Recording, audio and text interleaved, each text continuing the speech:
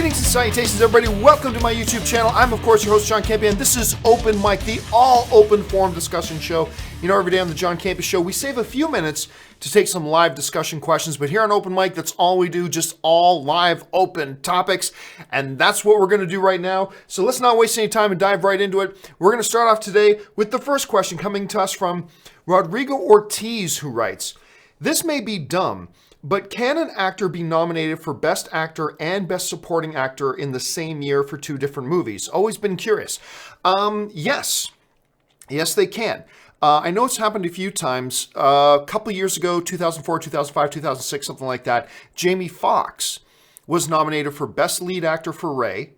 And I believe he won that year too for Ray. And in the exact same year, he was nominated for Best Supporting Actor in Collateral. And if I'm not let me just hold a second. I think Cate Blanchett was also did that. And yeah, in 2007, Cate Blanchett was nominated for Best Actress in Elizabeth and Best Supporting Actress in I'm Not There. And Jamie Foxx did it in 2004. Sorry about that. Julianne Moore did it in 2002, nominated for Best Actress from Far From Heaven, Best Supporting Actress in The Hours. In 1993, two actresses were nominated for 2 Academy Awards each. Holly Hunter for Best Actress in The Piano and Best Supporting Actress in The Firm, and Emma Thompson for Best Actress in The Remains of the Day and Best Supporting Actress and In the Name of the Father. Al Pacino did it in 1992. Best Actor for Scent of a Woman, Best Supporting Actor for Glengarry Glen Ross. Sigourney Weaver did it in 1988 for Best Actress for Gorillas in the Mist and Best Supporting Actress in Working Girl. Jessica Lange did it. Tessa Wright did it. So it's happened a number of times. Yes, it can happen, and they can be nominated in multiple films. Good question. All right. Joshua Stevens writes, just saw the movie Everest on TV. Oh, it's a good movie, actually. Last night. Didn't realize what a great cast this movie had. Pretty good movie as well. It's a stacked cast. Like, you're talking Josh Brolin. The name of the dude from Gorillas in the Mist. From the latest Planet of the Apes movie. Hold a second. Why am I drawing a name? It's Jason something. Why am I drawing a blank on his name? Hold on, let me bring up the cast list here. But Jason Clarke. I knew it was Jason something. So it's Jason Clarke. John Hawkes was in that. I totally forgot about John Hawkes being in it as well. Emily Watson is in it. Sam Worthington's in it. Keira Knightley's in it. Elizabeth Debicki's in it. Josh Brolin, as I mentioned a little bit earlier. Jake Gyllenhaal. Robin Wright Penn is in it, or Robin Wright, whatever she goes by now. Yeah, it's a totally stacked cast. And it's a very sad movie. I mean, there's no walking out of, sometimes you walk out of theaters going, yay, that was fun watching a movie. Everest is not one of those movies that you walk out of feeling good at the end by any stretch of the imagination, but it is a solid movie and a really, really impressive cast. All right, let's move on here. Dakota Barber writes, rewatched The Proposition with good Western film, with Guy Pearce, Ray Winstone, and Danny Huston. Danny Huston's a tremendously underrated actor, by the way. Such a brutal and great Western. If you haven't seen it, highly recommend it. Those 3 dudes right there, Guy Pearce, an actor that you figure after Memento that he did with Christopher Nolan, you would think that this is a dude who would be like A-list across the board for everybody. And it never quite happened that way. I mean, he became a very busy working actor for sure, but he should have, and he's got the talent level, he should be big A-list. Ray Winstone is awesome, by the way. And I remember I really became enamored with the dude for doing the voice work for the 3D animated film. Why am I forgetting? Beowulf. When he did the thing for Beowulf, the voicing at Beowulf, I just fell in love with the dude after that. And I really started paying attention to a lot of his stuff. He's awesome. And Danny Huston is just incredible. I mean, just absolutely incredible. So if for no other reason, you should just watch that movie just for the cast. And it is, by the way, just a really solid film. Thunder Knight 19 writes, is it lazy writing when the hero wins only because the villain decides to taunt them when they had the chance of finishing them off? Well, here's the thing. I have had this discussion with friends of mine so many times. Because look, it's in every movie. Half the movies you see, the bad guys lose because they're merciful. right? So how many times have we seen stormtroopers, like even in Star Wars movies, right? Stormtroopers surround them. Okay, hands up, we got you. What? Hands up, we got you. Why don't you just kill them? Just shoot them. You've got them here. Just what is this? What's with this merciful? You're supposed to be the bad guys. What's with this merciful? Let's give them a chance to surrender, and we'll be nice to them. We won't be too hard on them. Let's just give them that chance to surrender here. And so just hands up there. But it's not just in Star Wars. We've seen that in all types of movies where the good guys get caught or cornered, and the only reason they survive is because the sense of fair play from the bad guys. Oh, okay, well, we got them cornered with our guns on them. Let's not shoot them, everybody. Let's not shoot them. Let's just take them prisoner. Whereas the moment the heroes get out of that situation, they're shooting down those stormtroopers or shooting down those bad guy soldiers or whatever movie it is, right? It happens all the time. Where the heroes only win because the bad guys had a sense of honor or code inside, we got them cornered. We're not going to kill you. I know we were sent here to kill you, but we're just going to say, instead of just shooting you in the back of the head, we're just going to go hands up and give you a nice opportunity to turn the tables on us and kill us. I mean, it happens in so many movies, right? Even in some of the best of them, it happens all the time. So I don't know that I would call it lazy writing. I would just say it's an overused trope. I would fall short of calling it lazy writing. I'll just call it an overused trope. But I always roll my eyes, even in the best of movies, when the bad guys have the good guys either captured, cornered, at gunpoint, whatever, and they just let them live for no apparent reason whatsoever. Just let them live, and eventually the heroes turn the tables. So no, I wouldn't call it lazy writing. I just call it an overused trope. What are some other examples you guys can think of like a great movie or a really, really good movie that falls into that where, the good guys totally would have lost. They were caught. They were cornered. They were whatever. And the bad guys just let them out of it. I mean, how many great movies can you think of that do that? Jump down in the comments section. Let me know what kind of movies I might be thinking about. All right. Joseph Farella writes, "Hey, John, I'll be honest with you. I think hockey is an extremely boring sport." Then you don't understand hockey. Anyway, however, I'm absolutely captivated and rooting for this Golden Knights team. Again, this Golden Knights team, it is a team it's in its first year, made up of throwaways from all the other teams.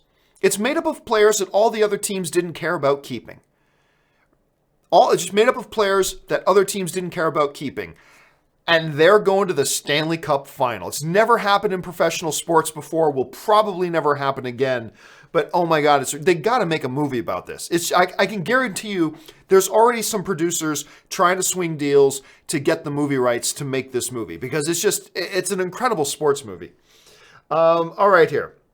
Let's move on. Murray writes, "Even though Cinemia loses some money, they most probably make it back from the months that don't have big blockbuster films, i.e. January, February, because the average movie-going audience doesn't see a movie twice. Your thoughts?" No, that's exactly it.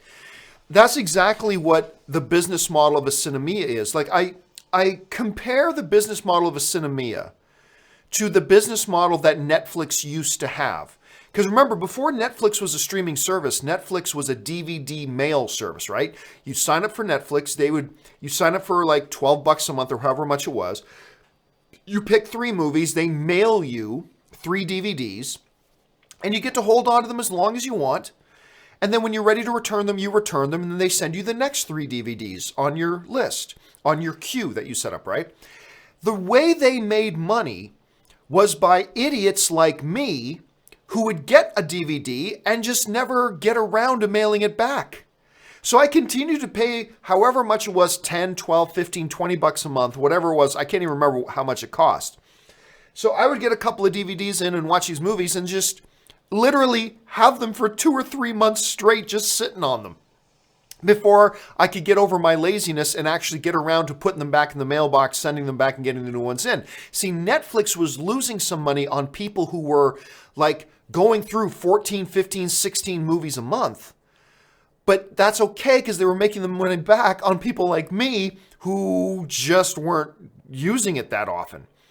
Cinemia is in a position where they're going to do that. They're going to lose some money on people like me that goes an awful lot, but they're going to make some money back on people who get the service and then don't actually use it all that often. On top of that, they're going to make other deals with companies and things like that. So they're in a much better position to be, say, profitable than, say, like a Movie Pass is, just because they have a much more solid business model at this point. Murray follows it up and writes, How It Should Have Ended came out with a video on 5 stages of Star Wars. It's so true and it is a must-see. Yeah, a lot of people have been sharing that video around on social media. Steve Munguia writes, who do you think would win in a fictional fight? Supernatural's Lucifer or Lucifer Morningstar? I think Lucifer from Supernatural, maybe, but I'd root for Morningstar. You know what, Steve? Honestly, I've had somebody ask me that exact same question. Which Lucifer wins? The Lucifer from Supernatural, the Lucifer from the show Lucifer? Honestly, the Lucifer from Supernatural wins. We've seen him exhibit like godlike power. Lucifer Morningstar in the show Lucifer has never exhibited that much power. Like he's very strong and he can be bulletproof, but like the Lucifer in Supernatural snaps his fingers and dozens of people turn into smoke and dust, right? So yes, I would be rooting. My favorite of those two is Lucifer Morningstar, but the one that wins in a fight is probably Lucifer from Supernatural. Let's see. Joshua Stevens writes, I know a lot of people I've talked to aren't big on Jack Reacher movies, but I'm hoping they do a third one. Your thoughts? Oh, I really like the first Jack Reacher film. Jack Reacher 2, Never Go Back, or whatever it's called. Not so much. But I honestly thought the first Jack Reacher film was tremendously underrated. I thought it was a 80s style, kind of unapologetic action thriller. I had a really good time with it. I thought Tom Cruise was great. I thought it's some of Tom Cruise's best fight choreography in his career. Probably better fight action stuff than in any of his Mission Impossible movies.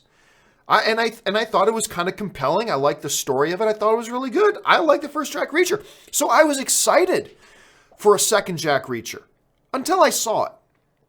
Wasn't so happy with Jack Reacher Never Go Back or Never Back Down or Never Back Up or whatever the name of the movie was. I was not all that happy with it. Certainly nowhere near as happy as I was with the first one. Would I be down as a fan for a third one? I don't know, man. That second one really did leave a bad taste in my mouth. I mean, I don't know. If I really thought about it, maybe my enthusiasm for the first one would trump my disappointment in the second one. I don't know. I guess if they put out a third one, I'd be intrigued, I guess. But it is really hard to wash the taste of the second one out of my mouth. So I'm perfectly happy if they don't do another one. But if they do, I'd probably be interested at least a little bit just because I like the first one so much. But that's just what I think. All right. Joshua follows up. Harden's dunk on Draymond last night was sick. Well, first of all, true story. So Ann and I go to this restaurant last night. It's like, according to Yelp, it's the 7th highest rated restaurant in the United States.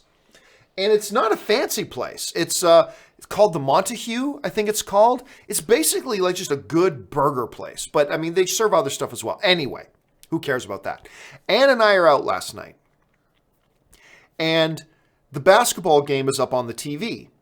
And when we get there, I look up. It's the 4th quarter. Golden State, which won the last game by over 40 points, which never happens. Golden State's winning 82-70. It's the 4th quarter. So I'm like, that game's over. And I go back and, start, my meal shows up and me and Ann are eating. About 5 minutes pass. My back is to the TV. So I ask Ann, I say, hey, what's the score in the game now? And Ann's like, Houston's up by 3.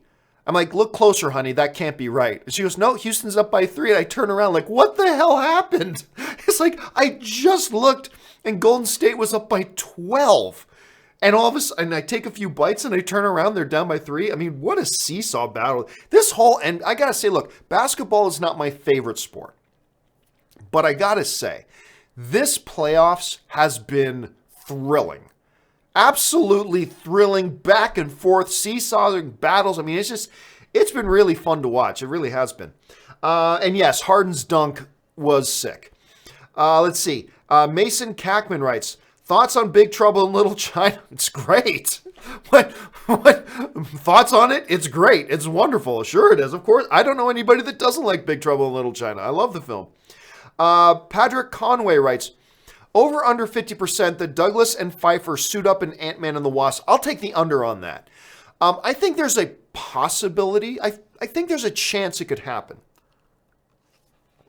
But I would set the chances closer to like 15, 16, 18% than like, say, 50%. So it could happen.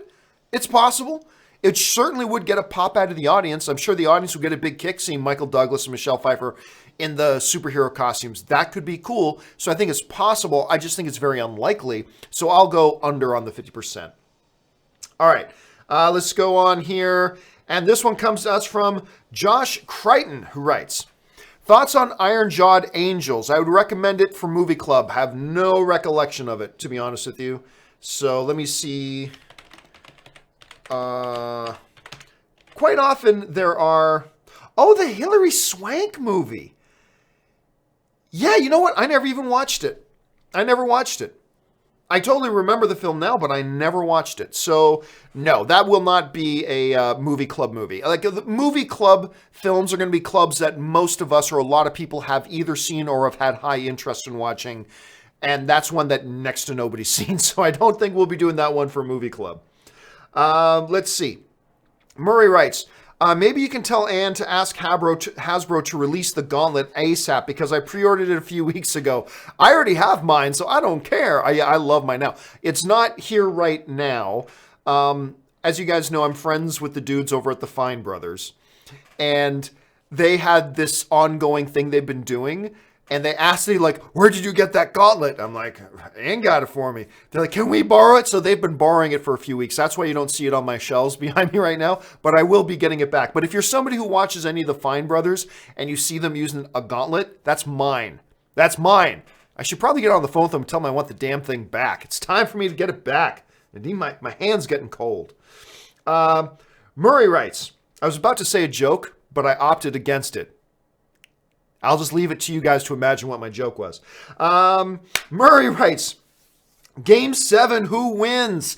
Yeah, speaking of exciting playoffs, oh my God, the NHL playoffs have been sick.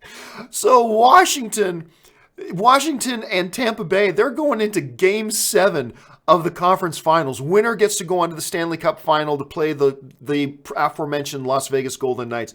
That's been sick. You know what? Washington has a history of choking.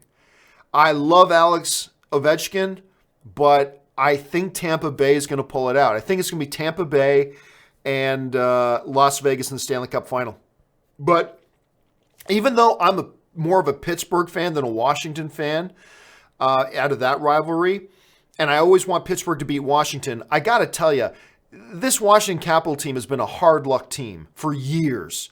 Such a good team, never getting deep. So even though I'm thinking Tampa Bay is going to move on, there's going to be a little part of me that's just, come on, Washington. Like, I'm not a Washington Capitals fan, but even I deep down am kind of rooting for them a little bit. So it would be nice to see them in the finals. But I think Tampa Bay is going to win Game 7. But we'll see. Wilson, the volleyball writes, what do you think of the movie Castaway? I think it was snubbed at the Oscar. It got a good amount of Oscar attention. I don't think it was snubbed. It's a great movie. It's a wonderful movie. And it's one of those movies that really shows off just how good the actor in it is. Because when you're an actor and all you have to play off against is your environment, because he didn't have other actors to play off of, he had to hold the camera single-handedly for the vast majority of that movie. Tom Hanks, of course, the great Tom Hanks. And it's just a really good special movie. You know, it's the end of that movie. There's a special moment in the end of that movie when, like, somebody's talking to him, his friend's talking to him, he's like, how did you make it? And he said, just keep breathing. You know, out of all the times, no matter how dark everything looked, and how bad everything seemed, he just said, you never knew what the tide was going to wash in the next day. He said, you know, I'd be in trouble, but then something would get washed up on shore that I needed. He said, no matter how bleak it looked, I just kept breathing. And there's something beautiful in that. That makes me really appreciate that film a whole hell of a lot. So yeah, I love the film. I really do. Let's see. Nathan Oswald writes, keep one, lose one. Jennifer Garner or Tia Carrere? I love Tia Carrere. One of the sexiest women ever. Loved her. She's one of the stars of my all-time favorite action film, True Lies. She's awesome in that movie. But, I mean, Jennifer Garner was my celebrity crush for like a good 10 years, my friends. 10 years. There are very few laws of men that I would not break for Jennifer Garner. Like if Jennifer Garner were to say, I want you to do this, it's a violation of 20 international laws, but yes, Jennifer Garner, I will do it. I mean, there's not much I wouldn't do for Jennifer Garner. My wife laughs at me for the degree of my celebrity crush on Jennifer Garner, but it is what it is. So as much as I love Tia, and I've met her on a number of occasions. She was actually at one of my parties that I threw at Comic-Con one year. But I got to go Jennifer Garner. I will always go Jennifer Garner 8 days a week, my friends. 8 days a week. All right, let's keep going here. ZOMG Ruler writes, why do a lot of people want objectivity in film? Well, it's the funny thing about objectivity and subjectivity is that it doesn't matter how much you want it. It's not a real thing. There is no objectivity in film. The only things that are objective, and I keep trying, there's some people who try to argue with me about this. It's like, you realize you are sounding nonsensical. The only, by definition, by scientific definition, something is only objectively true if it can be quantifiably measured. That's it. If something cannot be quantifiably measured, then it's subjective by nature. By definition, it's subjective, right? You can ask me, how tall is my light stand over there? Well, that's objective, because you can take a tape measure and quantifiably measure it. You can give an objective answer. It's not up to opinion. You can actually verifiably, quantifiably measure it. How fast did that guy run the 100-meter dash? Well, you can measure it. We measured, he went from here to here in 9.7 seconds. It's not up for debate. That's how fast he did it. Somebody tells a joke, was that joke funny? You can't say yes or no. You can say yes if it was funny to you. You can say no if it was funny to you. But the fact of the matter is, there's no way to quantifiably verify it. It's not objective. It's subjective. Art is subjective. Always has been, always will be. Anybody who tries to tell you that it's not, there's your hint that they have no understanding of what film is. If anybody tries to debate with you that film is objective, they just reveal that they know nothing about film or art. It's all subjective. Unless you can verifiably, by scientific definition, unless you can quantifiably verify something by measurement, it is subjective. The reason why some people try so desperately to argue that some film is objective is because they want to feel better about their own opinions. That's it. They want to feel validated for their opinions. They want their opinions to be right. Fact of the matter is, it's all subjective. And if you can't get your head around that, there's no helping you. That's just the facts. It is by definition what the difference between objective and subjective is. But some people want it to be objective because they think their opinions would be the objective truth. And they would be validated. When really that's not the case. So anyway, yeah, that's kind of that. ZOMG Ruler writes, can Warner Brothers overcome the humiliation of Justice League's box office even with the reboot? But I mean, look, here's the fact. The fact of the matter is this.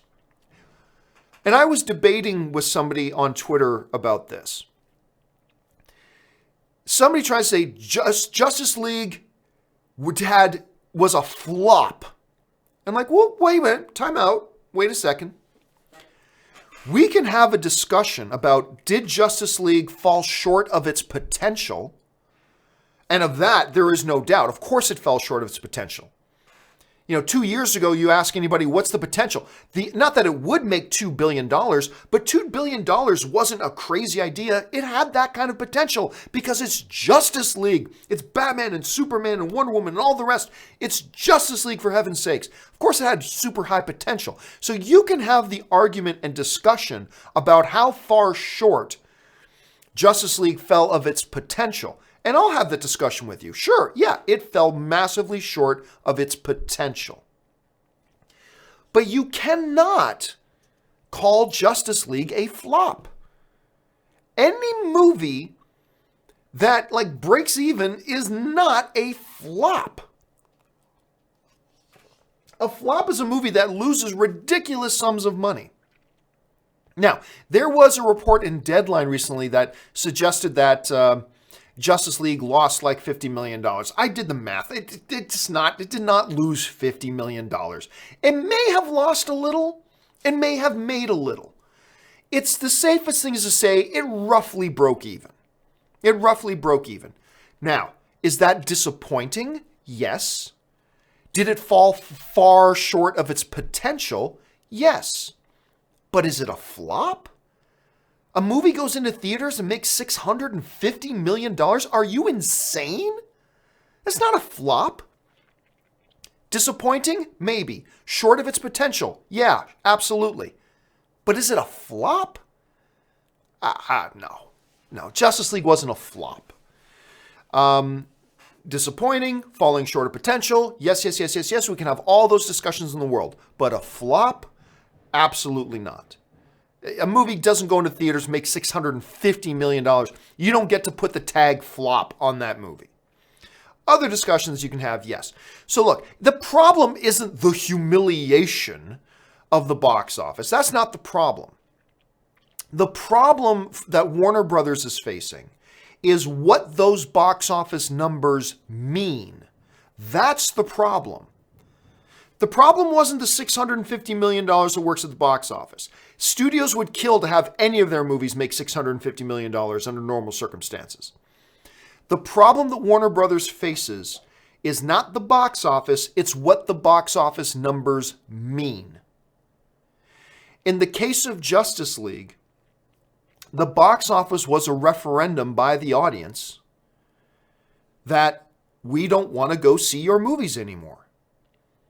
Because Justice League, which everybody will agree should have been the #1 box office film out of all the DCEU, a movie with Batman, Superman, Wonder Woman, Flash, Aquaman, Cyborg, all in the same movie together, that movie should have been your #1 film. Instead, it was the lowest grossing film, which means fewer people wanted to go out and watch it than any of the previous films you put out. That's not good. That's the problem that Warner Brothers has to wrestle with. Not the humiliation of a box office flop. No. They have to wrestle with people have been abandoning our property. Even following up after a strong showing from Wonder Woman, people still didn't want to come back and watch her again in another movie. That's the problem they're facing. Yes, there are people like me who liked all of the DCU movies. Go back and watch all of my reviews. I don't care if any of you don't like that. I've given positive reviews to all the DCU movies because I like them. Yes, some are better than others. Some are barely, in my like column, but I liked all of them. I've been entertained by all the DCU movies. However, I'm not everybody. And the fact of the matter is fewer and fewer people went out to go see the DCU movie that should have been their biggest one. That's the problem they face, not some perceived humiliation spin of a financial flop or anything like that. That's not the problem. The problem is they've got fewer people coming out to see their movies. That's the problem that they got to deal with. Micah T writes, if you could get a Logan-style last movie for Iron Man, Cap or Thor, which do you pick? I don't mean the tone of Logan, but you knew going in it would be the actor's last time playing the character. Well, I don't know. I don't want any of them. I love all these actors playing these roles. When any of them have been playing the role for 17 years, like Hugh Jackman has, then we can have that discussion. I wouldn't pick any of them. I like Robert Downey Jr. as Iron Man. I like Chris Evans as Captain America. I like Chris Hemsworth as Thor. I'm really enjoying all these guys. Now, are they all replaceable? Yes, they're actors. They are replaceable. But they're all great in their roles, and I don't want to see them go. So, no, I don't want any of them to have a Logan-style last send-off. Like I said, talk to me again in another, 10 years when Chris Evans has been playing Captain America as long as Hugh Jackman did play his character. Or come back to me in another 7 years when Robert Downey Jr. has been playing Tony Stark as long as Hugh Jackman played Wolverine. Come back and talk to me then. Right now, I don't want any of these guys going anywhere. To be quite frank and quite honest, I don't want any of them going anywhere. I'm quite happy with them playing these roles. I'll be happy watching them playing these roles for another 5, 6, 7 years. Then let's talk about them retiring. So if you're leaving it up to me, you're saying if I could get one, then I would opt not to. I would opt not to take any of them because I like them playing these roles in these movies. Let's see. Ben Rayner writes. Where'd Ben Rayner go? La la la la la. Backing up. Here we go. Ben Rayner writes, do you still watch Blind Spot? Did you see the finale? Oh my God. I have been watching Blind Spot, but only like once in a while. So about 3 weeks go by and I haven't watched an episode, and I sit down to eat lunch because you guys know when I eat my lunch, that's when I sit down and pop something and try to get caught up on my TV. And if I'm caught up on everything else, then I'll go, okay, well, I haven't watched a Blind Spot, and I'll watch 1 or 2 episodes. Then probably go another 3 or 4 weeks. So I think I'm about halfway through this season of Blind Spot. Honestly, I didn't think this season was great. Wasn't horrible either. I'm still watching it. So I'm only about halfway through this season. So I have not seen the finale of it yet, so I can't really comment on it at this point. All right.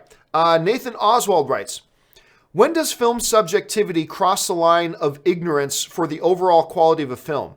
Who thought that Battlefield Earth or Movie 43 was any good? Well, that's the thing, Nathaniel.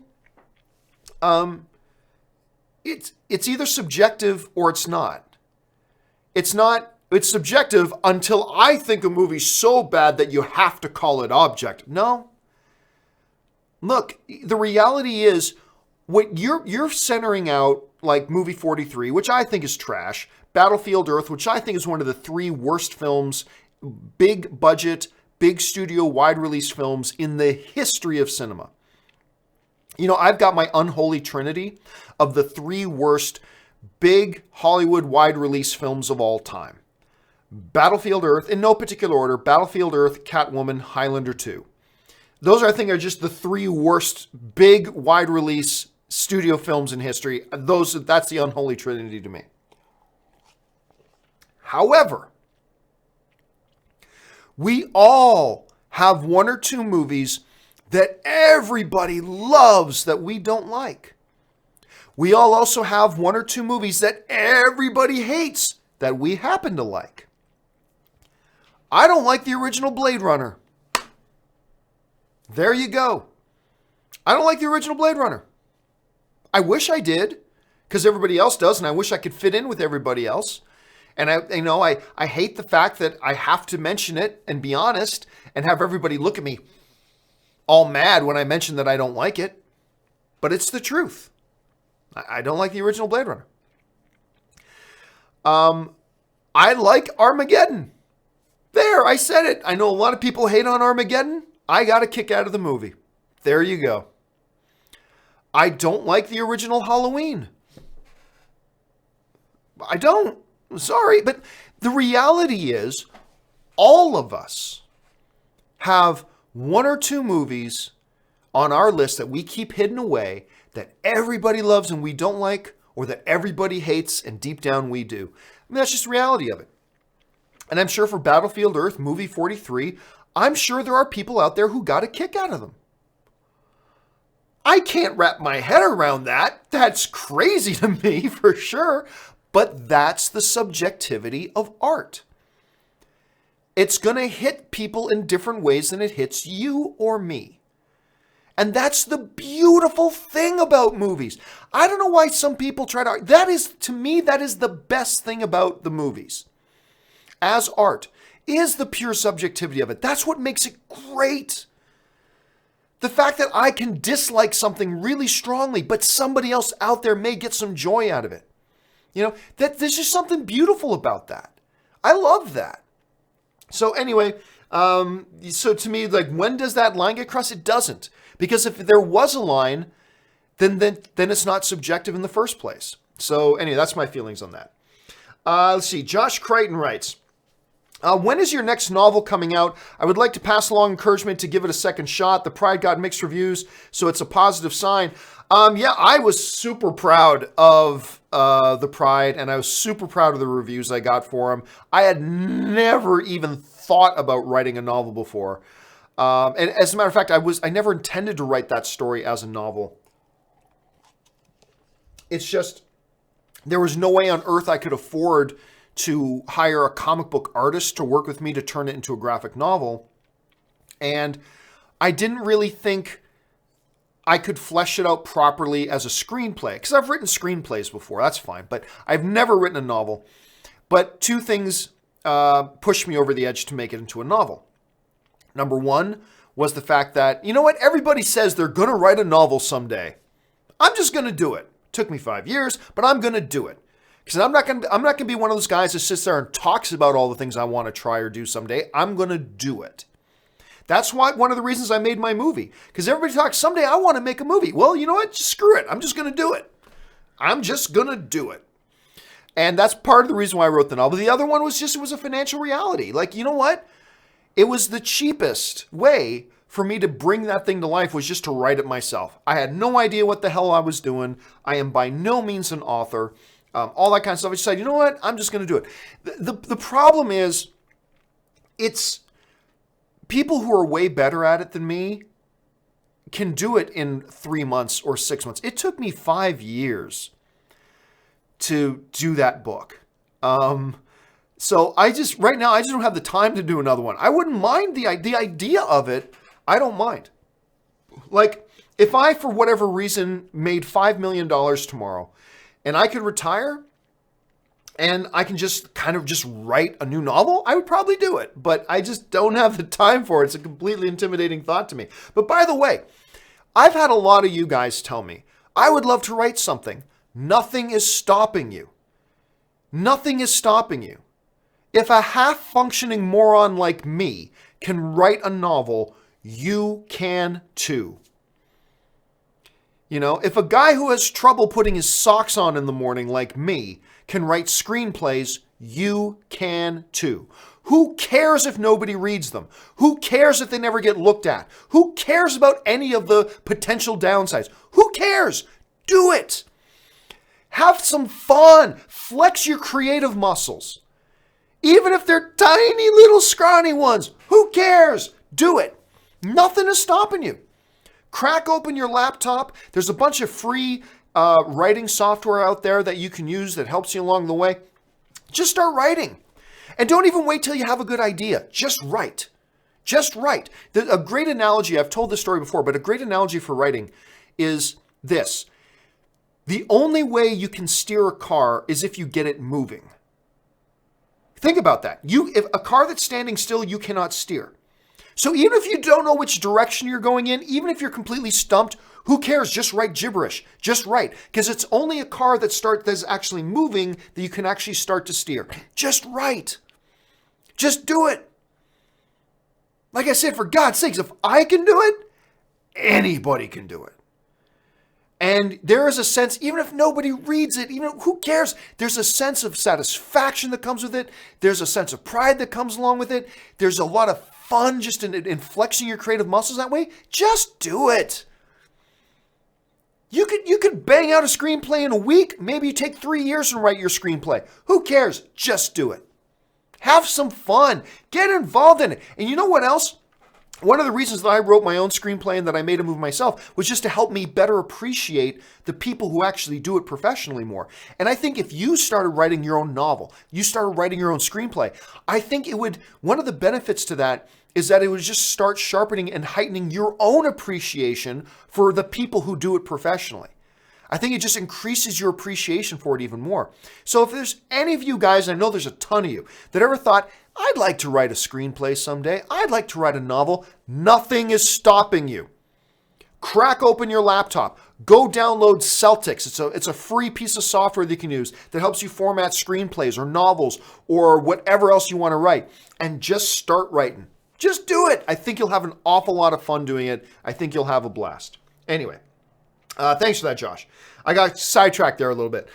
Chris Martin writes, that Happy Time Murder trailer, I laughed so hard. Again, the Happy Time Murder trailer is the Yanni, Laurel, Pompous, Poo-Poo. I don't know what's the big debate right now. Do people hear Lani or Yanni or Laurel, whatever the thing is. The Happy Time Murders trailer is that for everybody. Half people see one thing, a terrible, awful trailer. Half the people see another, an unbelievably inspired, hilarious trailer. Everybody looks at this trailer, man, and either absolutely loves it or absolutely hates it. I have very little doubt the movie will be the same way with people. People are either going to love it or hate it. I happen to fall into the category of I love it. I've got people I know who love it. I've also got people I know who hate it. It's just one of those things. Let's see. Jason Loricella writes, hey, John, is there any new news on Star Trek 4? I mean, not other than the news we got recently. They are doing another one. It's not the Quentin Tarantino one, although they're still developing that. They've got a new director on board. I forget the name of the girl who's directing it, but they brought on this really well-established television director. It's going to be the first female director in the history of a Star Trek series or movie. It's going to have Chris Hemsworth as Captain Kirk's dad's coming back. So we know all of that. That all came out a few weeks ago. Nothing new since then, but that's where we're at with the new Star Trek film. ZCM Zombie writes, better trilogy, Man with No Name or El Mariachi? I'll go Man with No Name, actually. I think, that one should probably be in more discussions about, we're talking great trilogies of all time. That one should probably be in the discussion a little bit more. Rob Madison writes, what's up, John? Love the dynamic chemistry between Doctor Strange and Iron Man and Infinity War. Not sure I can address this, but I'll finish reading the question. In Infinity War, also, I agree with you on what Cap said to Tony. When we'll do that together to Iconic should have used that in IW Prom. I'm not quite sure what you're writing there, Rob. Let me try that again. Doctor Strange and Iron Man in Infinity War. Also, I agree with you on what Cap said to Tony. Then we'll do that together to Iconic should have used that in Infinity War Prom. Well, all I'll say is that I think you're saying you like Infinity War. I liked it too. I'm not really clear on what it is you're trying to say there, Rob. It's going over my head a little bit. But I will say this. I understand the first part, the dynamic between Doctor Strange and Iron Man, and that's no spoiler because you see that they're together in the trailers, is one of the highlights. Not the highlight, but one of the highlights of Infinity War, absolutely. I thought they played off each other really, really well. AFC writes, this is bugging me. How did Hulkbuster get to Wakanda? Oh, any one of a million ways. I mean, any one of a million ways. First of all, they came over on a Quinjet. They could have just had it on the Quinjet. I mean, they literally thought, well, we're going to Wakanda. So if that's, I mean, they're in Wakanda, so that's not spoiling anything because that's in the trailers. But you see in the trailers, they get off a Quinjet. So yeah, they probably just loaded on the Quinjet and flew it over there when they came over. Yeah, so I not really all that much of a mystery, AFC, to be honest with you. Jack Spittle writes, ever seen The Gift with Rebecca Hall? Oh, yes, it is. And it's directed by Joel Edgerton. And Joel Edgerton is also amazing in it. Let me just make sure I've got the right one. Yeah, the one with Jason Bateman, Joel Edgerton. And Joel Edgerton directed that film. I love Joel Edgerton. Like, ever since he was in Warrior with him and Tom Hardy. By the way, if you have not seen Warrior with him and Tom Hardy, insanely good movie. Now, I'm a little biased towards it because it's based around mixed martial arts, but still, it's an amazing movie. And that's the movie that I went, oh, hell yeah, this Joel Edgerton dude is awesome. He's great in everything he's in. And he's proved in this movie, I mean, this movie was like all direction. And Joel Edgerton did an amazing job, not only starring in the film or being one of the stars of the film, but also directing the film. It's like, dear heaven. So yes, I like it very much. And by the way, Rebecca Hall is a tremendously underrated actress. I remember she was in this movie called Vicky Cristina Barcelona. All right. And everybody talked about the movie because the other stars in it were Scarlett Johansson, Penelope Cruz, and Javier Bardem. And everybody talked about the movie because there's this really well done, put together hot threesome scene between Scarlett Johansson, Penelope Cruz, and Javier Bardem, right? But in the midst of all that, Rebecca Hall was there. And Rebecca Hall, to me, was the best part of that movie. I'm not saying she's a better actress than Scarlett Johansson, or I'm not necessarily saying, I'm saying in that one movie, Rebecca Hall was in this movie with Scarlett Johansson, Penelope Cruz, Javier Bardem, three big major stars with this hot threesome scene that everybody talked about, blah, blah, blah. And I think Rebecca Hall outacted all of them in that one movie. And I've been a huge, much like Joel Edgerton, I was a big fan of him ever since Warrior. Rebecca Hall, I've been a massive fan of her ever since that movie. And by the way, last year, Rebecca Hall was in a terrific, underappreciated movie called Professor something and the Wonder Women. And it's about the dude, it stars Luke Evans as well. It's about the dude who created Wonder Woman. And it's a fascinating movie. I loved it. So anyway, Rebecca Hall just in general is a massively underappreciated, underrecognized actress. Let's see. Taki75 writes, what if in Avengers 4 we see Professor Hulk? I mean, there's a lot of different theories people have about what kind of Hulk we'll see. Will we see Red Hulk? Will we see Gray Hulk? Will we see Mr. Fix-It? Some of you know who Mr. Fix-It is. Will we see this, that, and the other thing? There's a lot of different possibilities, sure. I still think we're just getting Hulk. I think a more powerful Hulk than we've ever seen before. I'm thinking Hulk is going to reestablish himself in Avengers 4 as that being that everybody else in the galaxy fears. A being of such unbridled power that, you know, the heroes of the earth, the Illuminati, have to banish him from the planet. You know, that kind. I think we're going to get that Hulk. I really do. I can't go into why because that would be spoiler material, but that's what I think we're going to get in Avengers 4. Daryl Best Wadley writes, the Flash season finale sucked. I feel like the show didn't try this season. Flash used to be my favorite superhero show. Is it still your favorite? I have been disappointed by this season as well. I haven't seen the finale yet. I have not watched the finale yet. I should probably do that in the next day or two. But I haven't felt all that excited about watching it because this season's been a letdown to me. It's had a few episodes. A few episodes this season were quite good. Like really, really good. But overall, I just have not liked this DeVoe villain they've been using. I don't like the way they've been using. I think the actor they've got playing DeVoe has been terrific. But it's just the way the character's written. I just not into it. And haven't seen the finale yet. But I'm pretty much prepared to be disappointed, as I've already been disappointed. So probably not my favorite superhero show on television right now. Probably right now, my favorite superhero show right now, and I'm not going to count any of the Netflix one because you never know when you're getting another season of those, right? Probably right now, my favorite one is probably Black Lightning. Might be Black Lightning. I'm liking Krypton. Arrow has actually been turning it around a little bit. I'm not going to get ahead of myself and get excited about Arrow just yet. That show's disappointed me for too many years. But I will give credit where it's due. It seems like they're turning things around. There's some good things happening in comic book shows. But yeah, right now, I might have to say that, yeah, probably Black Lightning might be my favorite superhero show right now. I have to think about that, but probably that's what it is. Let's see.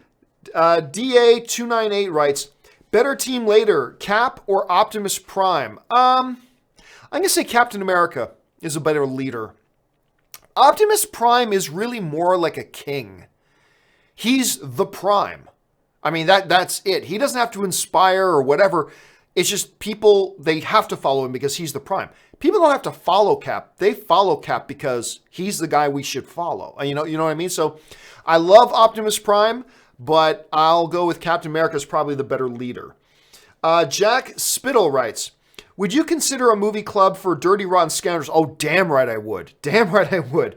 Or As Good as It Gets. Oh, both those. Those are both great movies for movie club. Oh my God. As Good as It Gets, first of all, Jack Nicholson so crushes it in that movie. Just absolutely crushes it in that movie. It is a criminally underappreciated comedy. As Good as It Gets. And I'm just as guilty for not talking about it more. It is brilliant. Love that movie. So yes, those are two excellent candidates to be part of Movie Club. All right, ZCM Zombie writes, have you watched Peaky Blinders on Netflix? I watched about 4 or 5 episodes. I have to admit I found it kind of boring. I ditched on it after about 4 episodes. This was going back a year or two. But I had a bunch of my friends tell me, oh my God, John, you got to check out the show Peaky Blinders. It's so good, blah, blah, blah.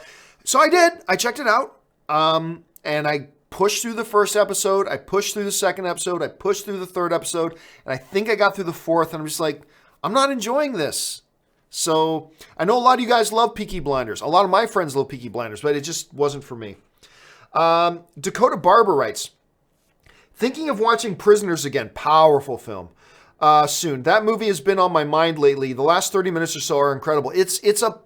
Look, you're talking about Denis Villeneuve, who directed it. It's just a powerful film. What a cast involved too. Like Jake Gyllenhaal, tremendous in the film. Everybody in that movie is tremendous. It's a strong movie, and it's a movie that sits with you. It's one of those movies that after you watch it, it kind of haunts you for a little while. You know what I'm saying? Let's see. Just got a few minutes left here, guys. So if you haven't sent in a question, please don't send one in. Jack Spittle writes, songs, not bongs. I'm not quite sure what that hashtag is a reference to. ZCM Zombie writes, has Spielberg done a Western or sports movie? Has Spielberg done a Western? You know, off the top of my head, I can't think of any I cannot think of any right off the top of my head. I can't think of any like legit sports movies either off the top of my head. So that's a good question. I'd have to look down his filmography list. Off the top of my head, I can't think of any. Harry Schaller writes, hey John, I never knew watching a movie in another language could really change its reception until I saw Black Panther on Blu-ray with my German family. I now fully understand why I got bad reviews back home. Yeah, I've been hearing more and more about movies being dubbed in different languages. But the literal translations completely have changed the meanings of lines and what they've meant. And I never really thought that would be a big problem. But lately I've been hearing more and more, like I'm not going to say what line it is, but there's a very key line in Avengers Infinity War that Doctor Strange says that is pivotal. A pivotal piece of dialogue that Doctor Strange says in Infinity War. If you've seen the movie, you probably know the one I'm talking about. And somebody pointed out to me that in Korea, the way they translated it completely changed the meaning of it. Like in the wrong way. Completely changed the meaning of it. And I've been hearing more and more of these examples, and it really sucks that that's the case, and that some audiences aren't getting the full original intention of the filmmakers that way. So, but then again, I don't speak 12 languages, so I don't know. I can't judge other people for how well or how bad they translate a movie. Andrew Kiernan writes, actors seem to be about being in a lot of different properties, but for directors, it looks like all they need is one amazing movie. Thoughts? I'm not quite sure what your meaning there is about, like, directors only need one amazing movie. Like, if a director, first of all, no one person, all movies are team efforts, but no one person is more responsible for the success or failure of a movie than the director themselves. So if a director can deliver an amazing movie, he's more responsible for that, or he or she are more responsible for it than whatever the actors were that were in it. So that's why when a director can actually deliver a really outstanding movie, they can ride that for a while. They can ride the glory of that for a while. More so than like another actor can. But again, without you being more specific, Andrew, about what your observation is there, it's hard for me to comment on too much. Okay, just last couple of questions here. ZCM Zombie writes, favorite Robert Rodriguez film? Probably Planet Terror. I really liked Planet Terror, which is funny because you would think Quentin Tarantino's Death Car, what was the name of his thing? Death Trap, whichever the name of his Grindhouse half was. I didn't like that one, but I really liked Planet Terror. And it's like, John, more than this or more than that? Yeah, I actually really, really liked Planet Terror a lot. So I'm actually going to go with a little bit of a dark horse movie and say Planet Terror. ZCM writes, would you rather see Jack Reacher 3 or Kingsman 3? I really thought they crapped the bed on Kingsman 2, to be honest with you. And I love the first Kingsman. I thought they really crapped. I was less disappointed with Jack Reacher 2 than I was with Kingsman 2. So if I had to watch one, I guess I'll go Jack Reacher 3. Dakota Barber writes, I've come here to kick ass and chew bubblegum, and I'm all out of bubblegum. Well, which one are you quoting? Are you quoting the late, great Rowdy Roddy Piper and They Live, or are you quoting the Duke Nukem game? Because I believe that line is used in both of those, but it's one of the greatest lines of all time. I'm here to kick ass and chew bubblegum, and I'm all out of gum. ZCM writes, will the Untouchables be in Movie Club? I really like the Untouchables. That's probably a good one too. That's probably not a bad one to do as well. Just like a wop to bring a knife to a gunfight. Florian Stumpfright just watched Solo, loved it, especially Chewie. The thing I like about Solo the most, and I've got some issues with Solo. Again, that movie is not going to be in the discussion for top 10 films of the year, but I think it's a fun movie. But one of the things that I really think they nailed was the relationship and dynamic between Han and Chewie. I just adored it. And yeah, so I ate up every second that those guys were on screen together. Devontae Brown writes, but there was another jump. Thoughts on Blacklist finale? Reveal had to be big. The reveal was huge. I'm not sure how the reveal makes sense. I'm not sure how that, it was, because you're right. I was thinking watching the finale as they're leading up to it, it's like, this thing about the duffel bag, this has got to be huge. The way they've pumped the importance of it and all that kind of stuff, it's got to be huge. And it was huge. It's a huge reveal. But I'm not sure the reveal makes sense or is consistent with what has happened in the show so far. I got to process it a little bit more.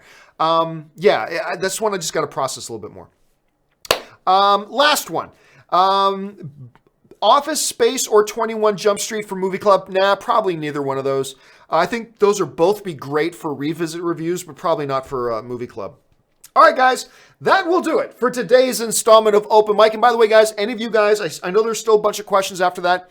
Don't worry, I'm going to take those. They will be in the companion video that'll air first thing tomorrow morning. So don't worry, all you guys who send in questions after that, they will be addressed and used on the companion video. But we just run out of time for now. So that'll do it for me for now, guys. Thanks so much for joining me. My name's John Campea, and until the next video, bye-bye.